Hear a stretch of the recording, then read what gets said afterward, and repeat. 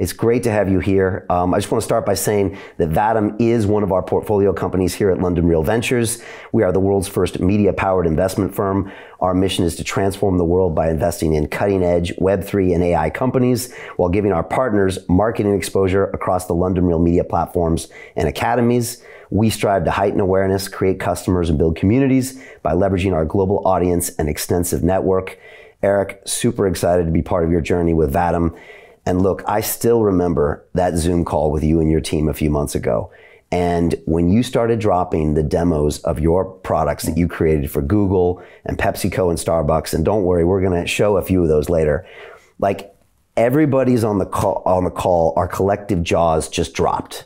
Like, we were just massively impressed with what you built. And look, I've been deep here in Web3 for the past 2 years, and I've spent time speaking with some of the biggest names in blockchain and the biggest names in Metaverse, including, people like Sebastian from the Sandbox and Yatsu of Animoca Brands.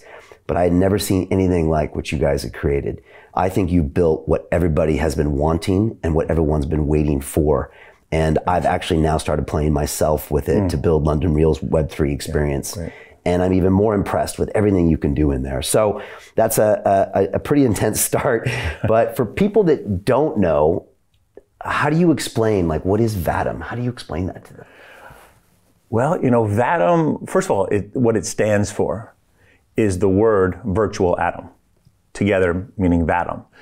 And that's important. It doesn't just roll off the tongue. It actually has meaning behind it, which is the idea that we're dissolving the boundaries between the physical and digital worlds and not taking us away from this world, the world we live in that we were evolved to be in, but to enhance it, to extend our opportunity in this world to connect better with each other.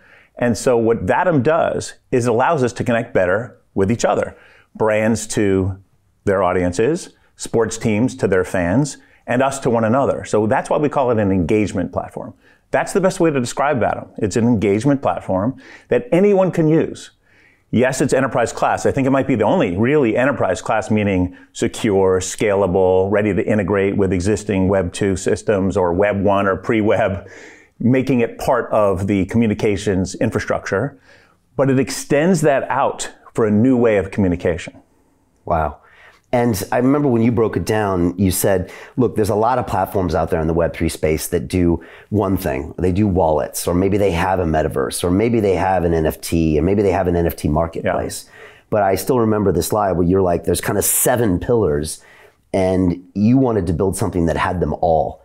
Because this piecemeal way, I think you always saw that was never going to work to really provide the experience that you want to provide to users. Yeah, that's right. I mean, it's not that hard to understand why. I mean, imagine you went to an auto dealership and you wanted a car. And they said, here's the most unbelievable steering wheel. And some people actually do this, and they're quite good at it. Here's a wheel. Here's a carburetor. And I actually know people who have the ability to stitch these things together and make an unbelievable car. But maybe 2 people. Most people want something that works together seamlessly and can get you where you need to go and has been tested for that purpose. That's the same thing that's needed here. It's fine to have a marketplace, but does it work with your wallet? It's fine to have a wallet. Can everyone use it? It's fine to have a wallet that everyone can use, but does it seamlessly integrate with a virtual space and with augmented reality? And does that work back with a back-end analytic platform? By the time you're done, you have a car. That's what's needed to make this go mainstream. We all heard about this metaverse. So like my mom, she's in San Diego and she's in her 70s, and I try to explain to her what the metaverse is, and she's like, what is it? Do I have to wear the goggles? Right. And I think the public, I don't know if they even understand what a metaverse is. Right. How do you explain it to them? Is it about putting goggles on and hanging out, with Zuckerberg in a virtual room? Or is the definition has it been miscommunicated to the public? I think it has.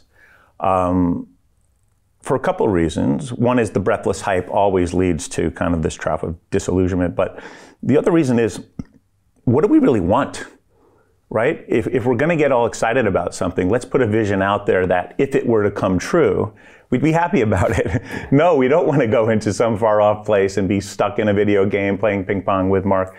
What we want is to extend our experience to talk to each other better. It's really interesting. If we had a phone here, I'd call up your mom and say, look, let's talk about this, because if you already understand a telephone, when a telephone came out, people were freaked out.